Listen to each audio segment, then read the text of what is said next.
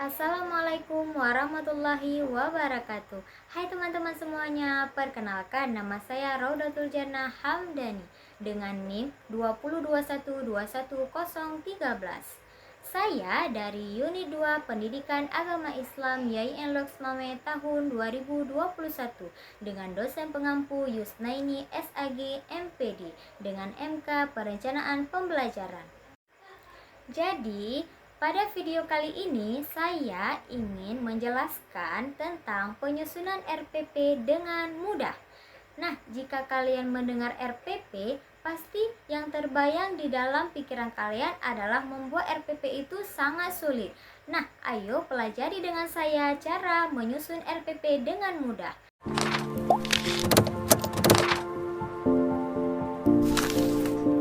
Sebelum kita masuk kepada penyusunan RPP, maka kita menentukan terlebih dahulu sekolahnya. Nah, di sini saya mengambil sekolah SMP Negeri 13 Loks Mame dengan mata pelajaran Pendidikan Agama Islam kelas 7 semester ganjil. Materi pokok Khulafaur Rasyidin penerus perjuangan Nabi Muhammad SAW. Alokasi waktu 1 minggu kali 3 jam pelajaran 40 menit. Kenapa di situ 40 menit? Dikarenakan saya mengambil jenjang SMP. Baik, langkah-langkah penyusunan RPP yang pertama itu yaitu kompetensi inti, yang dimana di dalam kompetensi inti tersebut mempunyai 4 KI. KI yang pertama menjelaskan tentang ketuhanan atau ketauhidan. KI yang kedua menjelaskan tentang sosial. KI ketiga menjelaskan tentang pengetahuan, dan KI yang terakhir yaitu KI keempat menjelaskan tentang keterampilan. Nah, bagi teman-teman yang ingin membuat RPP juga, teman-teman bisa mengambil KI yang sudah saya paparkan di atas. Langkah kedua dalam penyusunan RPP yaitu kompetensi dasar, yang dimana kompetensi dasar adalah kemampuan untuk mencapai kompetensi inti yang harus diperoleh siswa melalui proses pembelajaran. Nah, kompetensi dasar yang ada di RPP saya yaitu 2.9 meneladani sikap terpuji Khulafaur Rasyidin, 3.14 mengetahui sikap terpuji Khulafaur Rasyidin, 4.14 mencontohkan perilaku terpuji Khulafaur Rasyidin. Langkah yang ketiga yaitu indikator pencapaian kompetensi. Jadi, pada RPP saya menjelaskan bahwa 3.1 menyebutkan sikap terpuji yang dimiliki oleh Khulafaur Rasyidin, 3.2 menjelaskan sikap terpuji yang dimiliki oleh Khulafaur Rasyidin, 4.1 menunjukkan contoh sikap terpuji Khulafaur Rasyidin. Nah, kenapa 3.1 dan 3.2 sedangkan berbeda dengan 4.1? Dikarenakan 3.1 itu adalah pengetahuan, sedangkan 4.1 adalah keterampilan. Langkah yang keempat yaitu tujuan pembelajaran.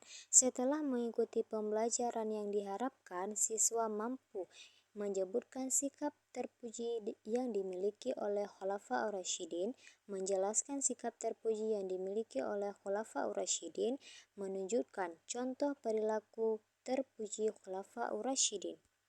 Langkah selanjutnya yaitu materi pembelajaran, yang dimana pada RPP saya tertera sikap terpuji Khulafaur Rasyidin, contoh perilaku terpuji Khulafaur Rasyidin, dan yang terakhir adalah contoh perilaku meneladani sikap terpuji Khulafaur Rasyidin.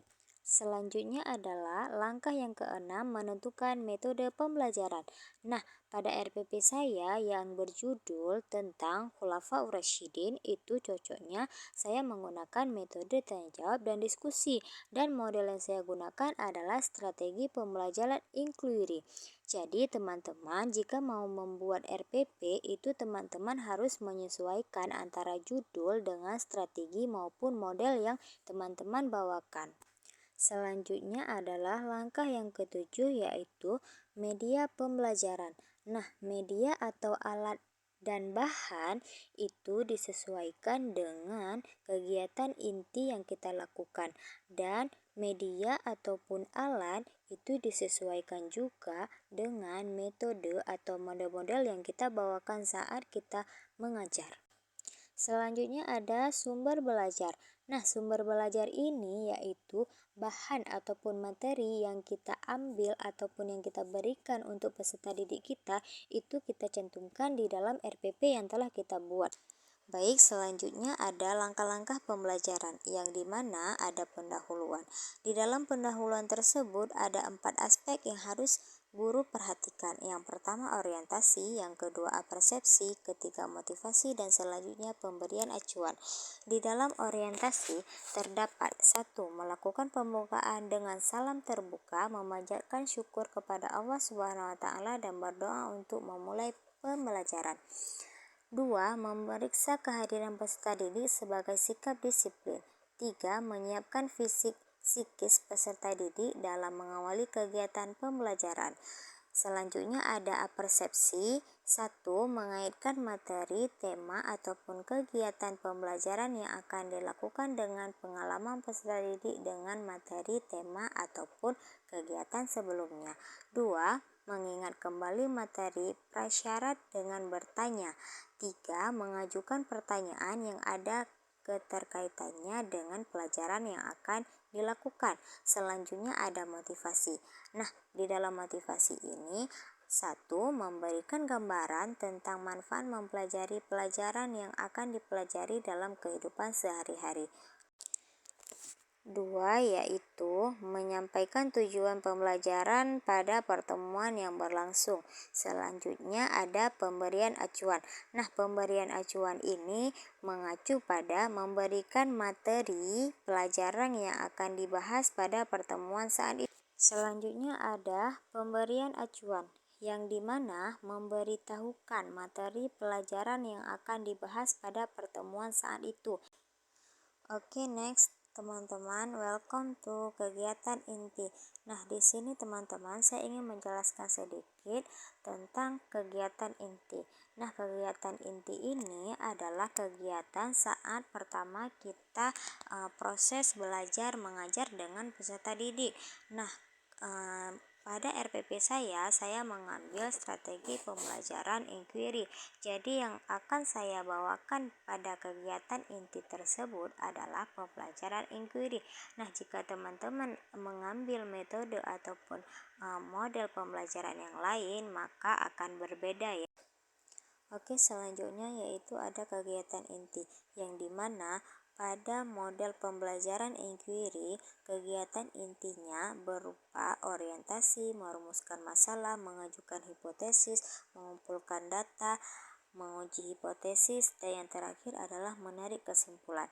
Nah, pada kegiatan inti yang pertama yaitu orientasi, guru dan peserta didik membahas mengenai materi yang mau dibahas ataupun materi topik yang mau didiskusi pada saat itu.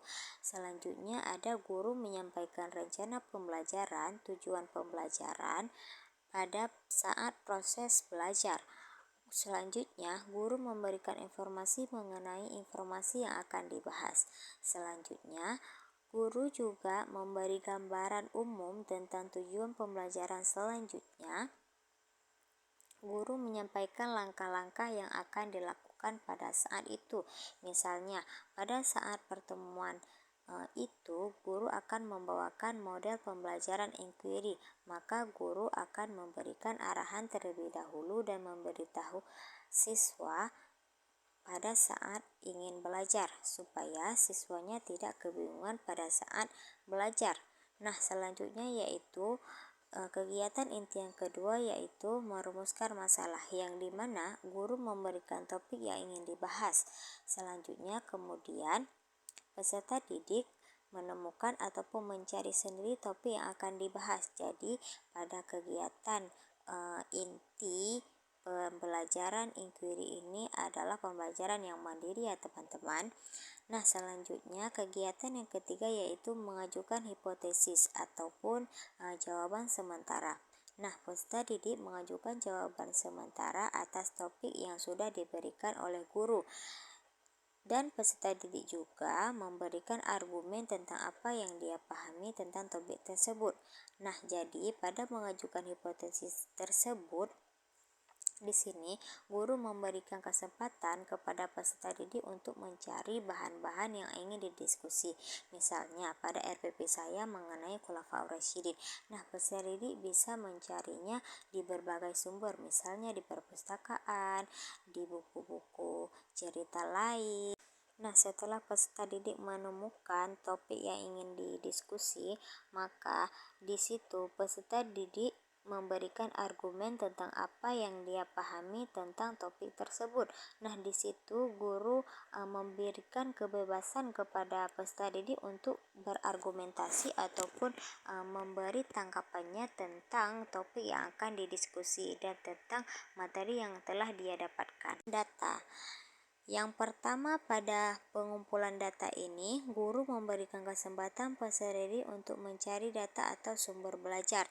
Nah, di sini bebas ya teman-teman ya, guru tidak bisa melarang peserta didik untuk mencari bahan untuk didiskusi karena metode pembelajaran yang dibawakan adalah inquiry, jadi bebas ya teman-teman.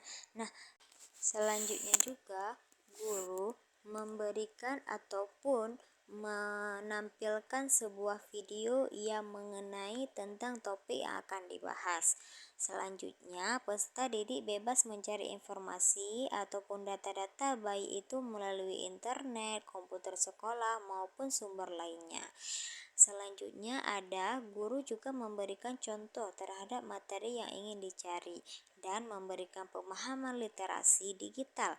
Nah, bagaimana memiliki informasi, bagaimana memilih informasi yang bagus, dan bagaimana menentukan data-data yang ingin diambil. Lalu, guru perlu mengecek data yang telah didapatkan oleh peserta didik supaya tidak terjadi kesalahpahaman antara siswa yang satu dan siswa yang dua. Nah, kegiatan inti selanjutnya adalah menguji hipotesis. Jadi, pada menguji hipotesis ini, guru perlu menyandingkan atau membandingkan antara pengajuan hipotesis dengan jawaban yang telah dicari. Jika sesuai dengan jawaban, sementaranya diterima. Jika tidak cocok, maka bisa kita cari ulang penyebabnya dan apa yang perlu direvisi. Nah, selanjutnya yaitu yang terakhir, kegiatan inti yang terakhir pada model pembelajaran inquiry adalah menarik kesimpulan. Yang pertama itu peserta didik diberi kesempatan untuk menyampaikan ide dari hasil berpikir kelompoknya. Kemudian peserta didik yang lain menanggapi, memberikan saran ataupun masukan. Nah, selanjutnya guru juga memberikan penekatan terhadap materi yang penting. Kemudian klasifikasi materi tentang kelompok yang ada kurangnya dalam penyampaian materi. Oke teman-teman, langkah penyusunan RPP yang terakhir yaitu kegiatan penutup. Nah, kegiatan penutup di sini mempunyai 3 poin. Yang pertama, membuat kesimpulan terakhir pembelajaran. Nah, yang membuat kesimpulan terakhir pembelajaran ini guru ya teman-teman. Nah, selanjutnya mengagendakan pekerjaan rumah untuk materi selanjutnya. Nah, jika model yang digunakan adalah inquiry, maka bisa mengagendakan pekerjaan rumah untuk peserta didik dan mencari materi supaya pas masuk kelas nantinya peserta didik langsung mendiskusi, tidak lagi mencari bahan yang akan didiskusi. Lalu selanjutnya ada menutup pembelajaran dengan membaca doa bersama-sama. Oke, baik teman-teman, sekarang kita memasuki tahap yang paling akhir yaitu penilaian. Jadi pada penilaian ini saya membuat 3 aspek ya. Yang pertama penilaian remedial dan pengayaan. Jadi teknik penilaiannya adalah yang satu sikap, terus jenis dan bentuknya. Jadi penilaian sikap spiritual, penilaian sikap sosial.